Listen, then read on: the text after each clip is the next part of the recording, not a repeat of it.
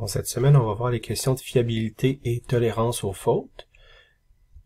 Donc, pour commencer, lorsqu'on s'intéresse au système qu'on dit sûr de fonctionnement, en anglais on dit des dependable systems, on parle des différents aspects en termes de sécurité, de système sûr.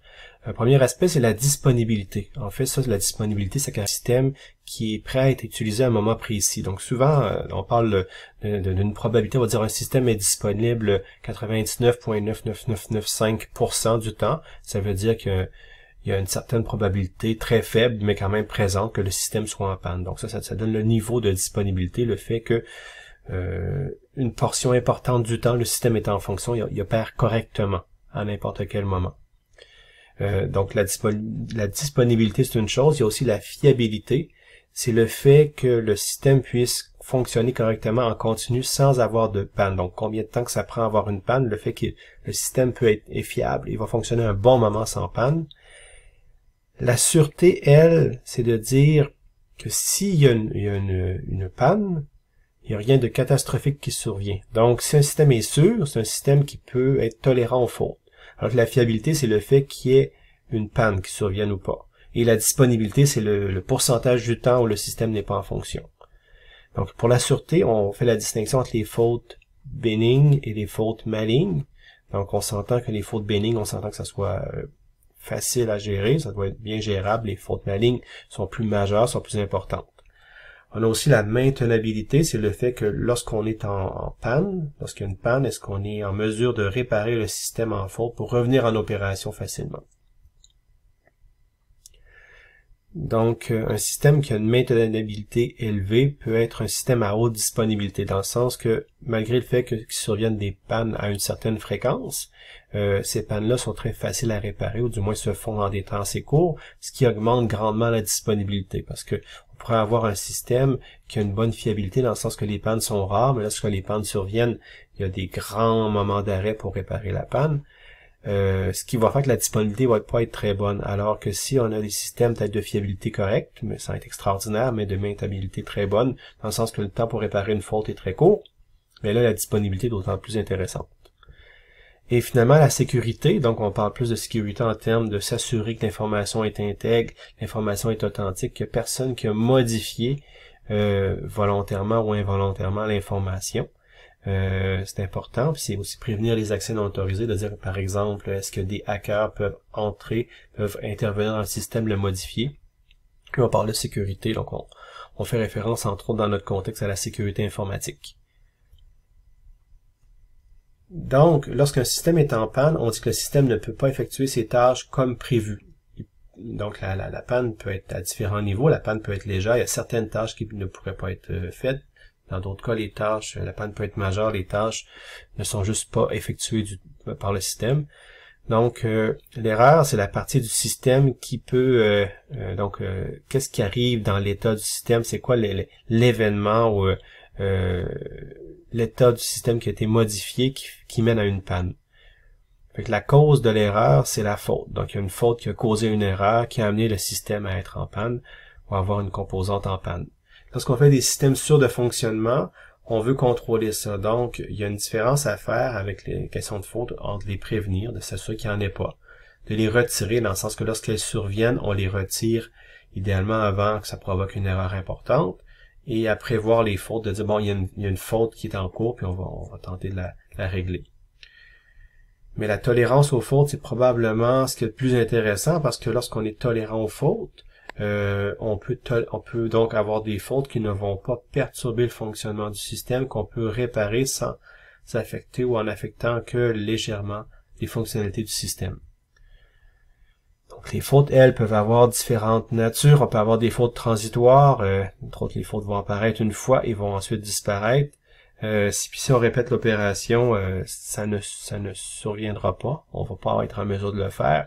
Donc ça peut être différentes choses. Un exemple, c'est de dire si on a un système de communication interurbain avec micro-ondes. Donc ça, c'est vraiment des communications sans fil très directionnelles. Si un oiseau passe devant le micro-ondes, il va perturber la communication. Donc la communication sans fil va être perturbée, il va falloir réémettre ensuite. les données qui ont été cachées lors du passage de l'oiseau dans le rayon. Ça, c'est transitoire, on contrôle pas les oiseaux, on contrôle pas ce qui se passe, ça survient et on doit gérer ça, on doit être capable de corriger ensuite la faute et de s'assurer que la communication va bien se faire. On peut avoir aussi des fautes intermittentes. Les fautes apparaissent et disparaissent de leur propre chef. La différence avec transitoire, c'est que transitoire, ça apparaît une fois, ça disparaît ensuite. On n'est pas capable de reproduire. Du transitoire, ça apparaît, ça disparaît, ça va et ça vient. Donc, ça peut être assez difficile à diagnostiquer. On peut les observer dans certaines circonstances. On ne sait pas trop ce qui se passe. Un exemple de ça, c'est des mauvais connecteurs. T'sais, en électronique, il peut y avoir des connecteurs qui sont affectés par de la rouille, l'humidité ou tout simplement une soudure qui est défaite. Ça peut faire en sorte que selon les conditions environnementales, le contact ne se fasse pas, ce qui va créer un problème. Des fois, le contact se fait. On ne sait pas trop pourquoi. C'est très difficile à diagnostiquer ce genre de problème-là. Il faut faire vraiment un débogage puis s'assurer qu'on est en train de faire des diagnostics au moment où la panne se produit, en espérant que notre intervention ne va pas retirer la faute. Sinon, il y a des fautes permanentes. Elles, c'est vraiment que le composant est défectueux, est pas réparé. Tant qu'il n'est pas réparé, la faute est présente. On va régler la faute à partir du moment qu'on va réparer le composant qui est en défaut. Donc, par-dessus ça, on a aussi différents types de fautes. On a des fautes qu'on dit de plantage. Donc là, c'est lorsque vraiment le système cesse de fonctionner. Donc, il y a un arrêt du traitement. Le travail s'effectuait correctement jusqu'au point où il y a eu la faute, puis là, le système a planté. Ça ne fonctionne plus.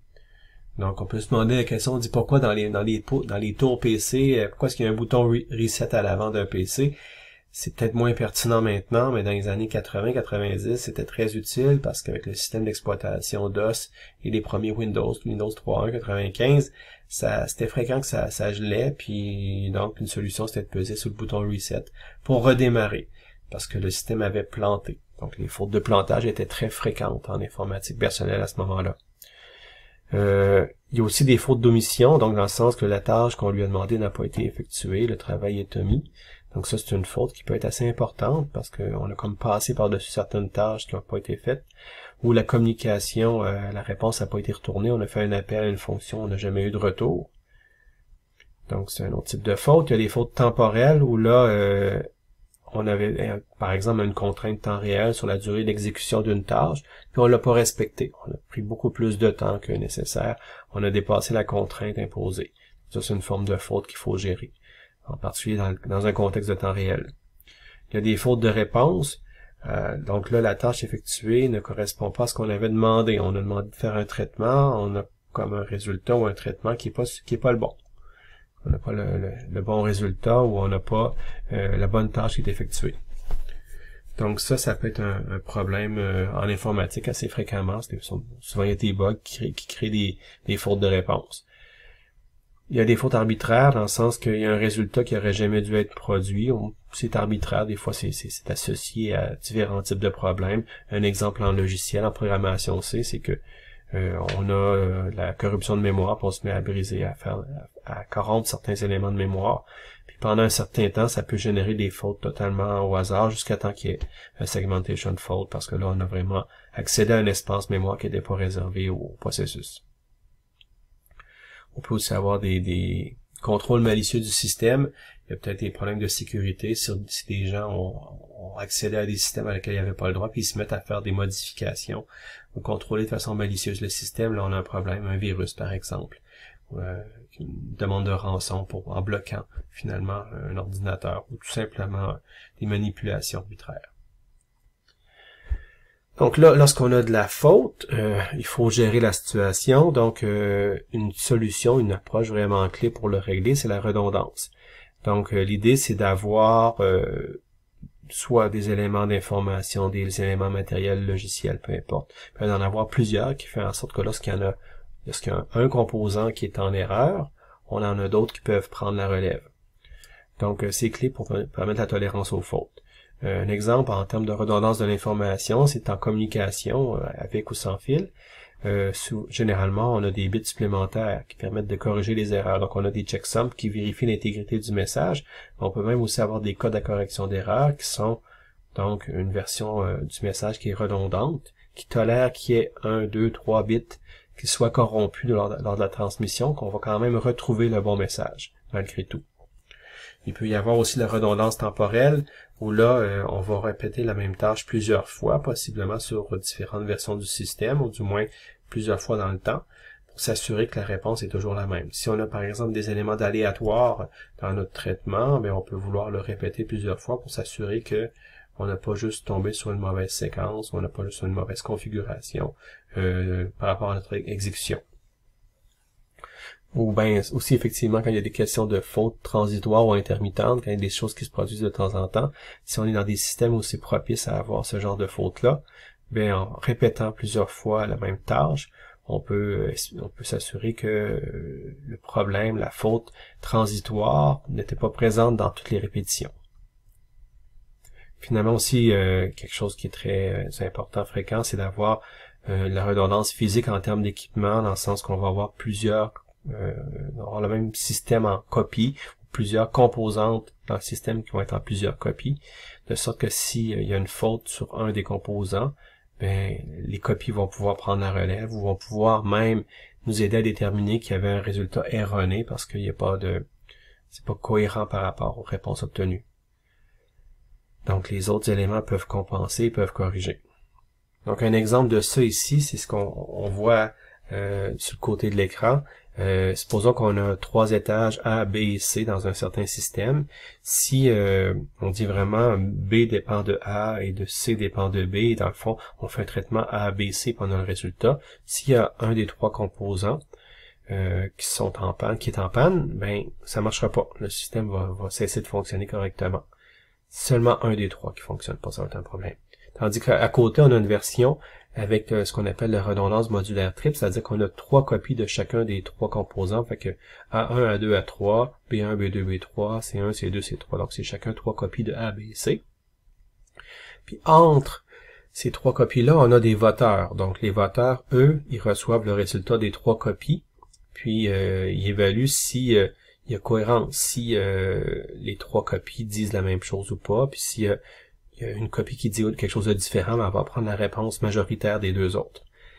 Ce qu'on voit aussi, c'est que d'autant plus qu'on a la redondance au niveau des voteurs. Donc, on a 3 copies des voteurs, de sorte que s'il y a un voteur qui est en panne, les 2 autres vont quand même être capables de faire le traitement correctement. Donc, il y a vraiment pleine redondance qui assure que si un composant A, B ou C ou un des voteurs qui est en panne, le système va continuer de fonctionner correctement. Puis on va être même capable d'identifier qu'il y a des réponses incohérentes, donc d'identifier les composants qui sont possiblement en faute en cours d'exécution.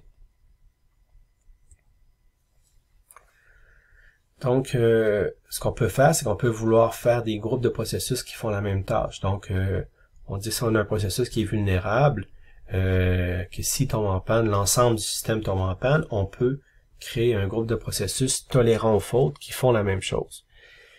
L'intérêt, c'est de supposer que les erreurs sont indépendantes. Les processus, c'est pas, on n'a pas, les copies vont pas toutes tomber en panne ou vont pas toutes faire un calcul erroné sur les mêmes données.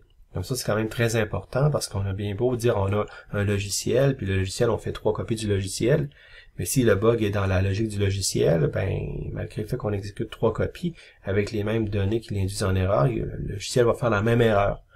Donc, les 3 copies vont faire une erreur. Il faut qu'il y ait vraiment une indépendance. Il faut que les erreurs soient pas faites en même temps sur les mêmes données ou dans le même contexte. Donc ça, c'est en termes de matériel, c'est quand même assez aisé de dire que là, si on suppose que les fautes, c'est des problèmes en termes de fabrication, puis chaque dispositif est fabriqué indépendamment, il n'y a pas de problème. En termes logiciels, c'est plus de dire que ce qu'on fait en redondance, peut-être qu'il a été codé par différentes personnes, ou du moins, il y a vraiment des éléments logiciels qui font en sorte que les fautes se produiront pas de la même façon. Puis là, si on parle d'un système tolérant à cas faute, par exemple, si un processus cesse de produire le résultat en cas de panne, on dit, ben, si on veut être tolérant à cas faute, il faut avoir cas plus un processus nécessaire. Donc, l'intérêt ici, c'est de dire, quand il y a une faute, le processus cesse de fonctionner. S'il cesse de fonctionner, Si on veut être tolérant en cas faute, ça nous prend K plus 1 processus pour gérer ça parce que on veut toujours en avoir au moins un qui fonctionne. On suppose que s'il y a une faute, le processus ne va pas donner une réponse erronée. Il va cesser de fonctionner. C'est ça qu'on appelle une défaillance silencieuse. Mais, on pourrait avoir aussi des processus qu'on dit byzantins.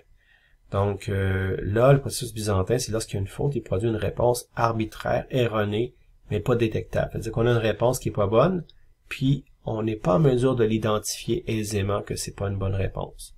Donc là, c'est beaucoup plus délicat parce que là, s'il cesse de fonctionner, on le voit, mais s'il ne cesse pas de fonctionner, mais nous dit n'importe quoi comme réponse, il faut être en mesure de comprendre que c'est n'importe quoi, qu'on l'utilise pas, sinon les autres, la suite du traitement va être problématique. Lorsqu'on dit byzantin, ça fait référence à l'Empire byzantin, la ville de Byzance, qui était l'ancien nom de Istanbul. Donc, l'Empire byzantin en Turquie puis dans les Balkans, c'était un lieu où il y avait beaucoup d'intrigues, beaucoup de conspirations au niveau de la classe dirigeante.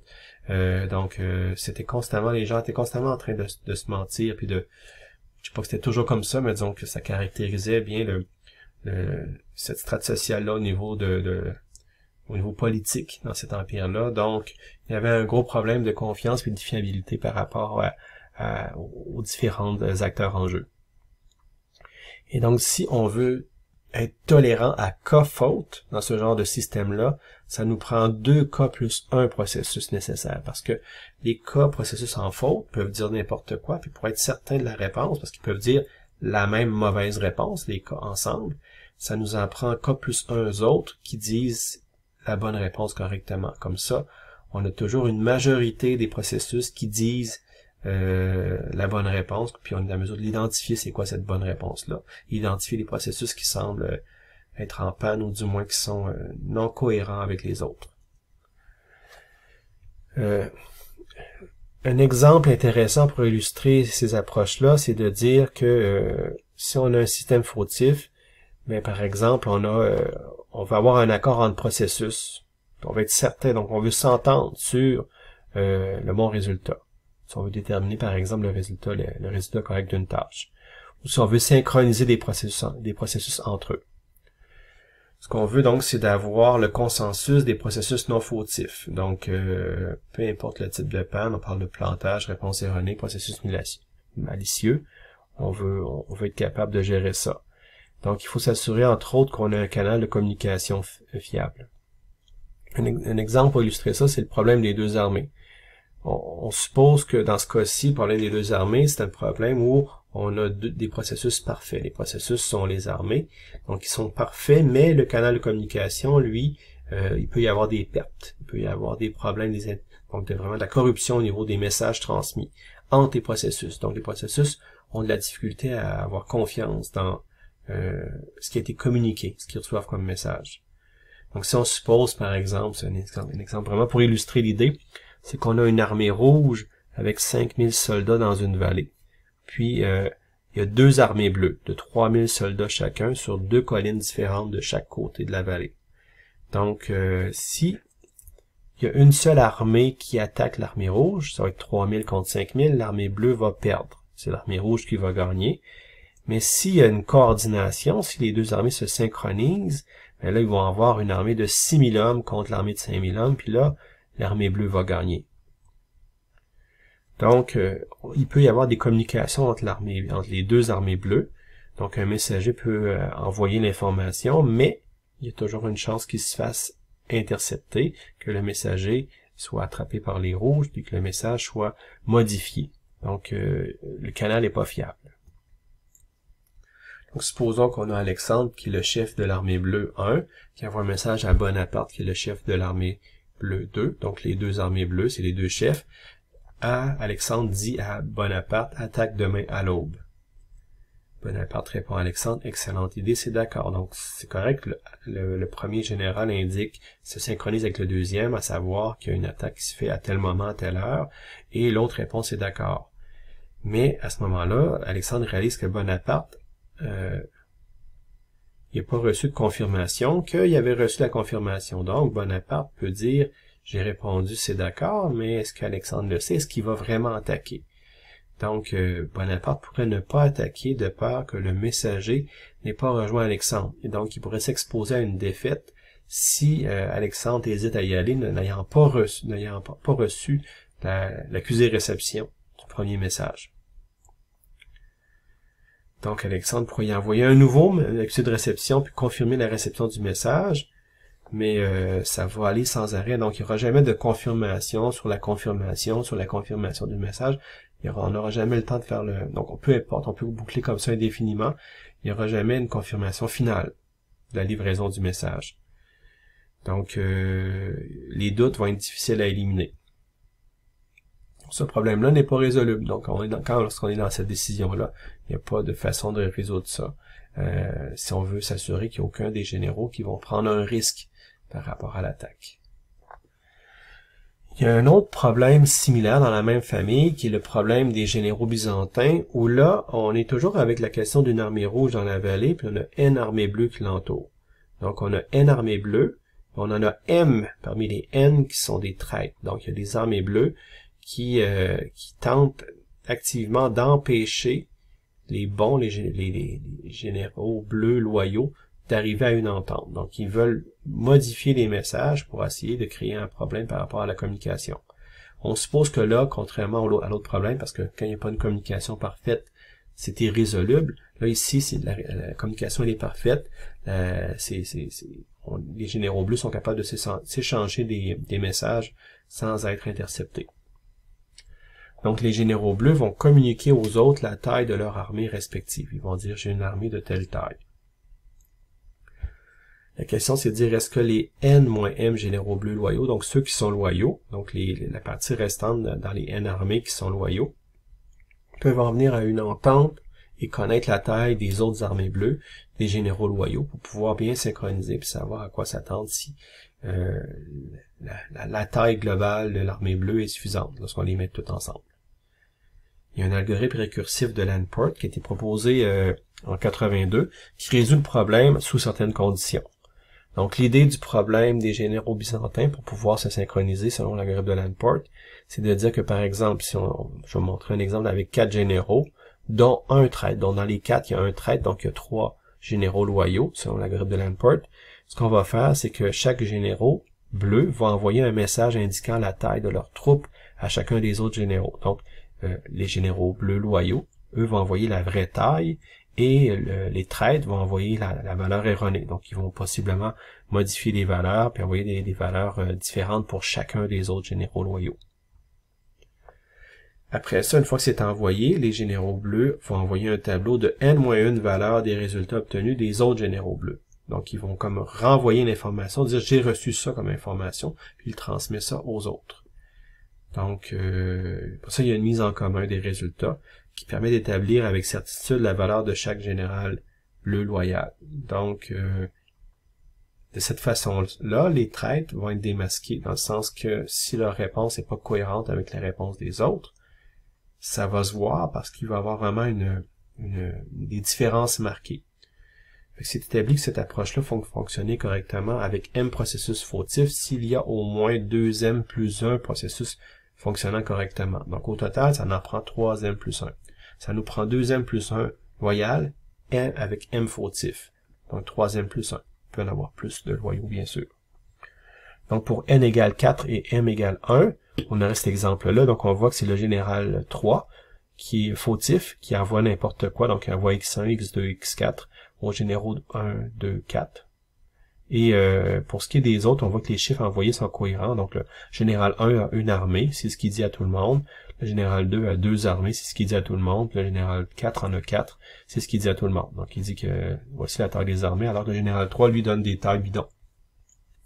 Donc, les valeurs reçues, le 1 a reçu comme information, il sait lui qu'il y en a une, donc c'est correct pour lui-même, mais il a reçu 2 X1, 4. Donc, il sait que le général 2 a 2 armées. Le général 3, il a dit une valeur arbitraire, qu'on appelle X1, qui pourrait être n'importe quoi. Puis le général 4, lui, en a reçu 4. Même chose pour le 2. Le 3, lui, a reçu l'information correcte de tout le monde. Il sait combien il y en a lui-même. Et le 4, lui, a reçu également l'information de 1 et 2 correctes et de 3 qui a dit n'importe quoi. Donc, lorsque ça vient le moment de partager l'information, ce qu'on voit, c'est que le général 1, lui, va avoir l'information de tous les autres. Puis là, on a comme A, B, C, D, E, F, G, H. Donc ça, c'est les informations partagées par le général 3 aux autres. Donc, le général 3 a indiqué à général 1, dans le fond, les comme valeur, n'importe quoi. Mais ce qu'on est capable d'avoir avec le général 1, c'est qu'il y a au moins 2 réponses correctes, fait qu'il est capable de voir par vote que le général 1, ben lui-même, il y en a un, il le savait, mais que le général 2 a 2, donc armées, malgré le fait qu'on a eu B de provenance du général 3. Le général 3, ben la valeur veut rien dire, c'est pas des bons chiffres.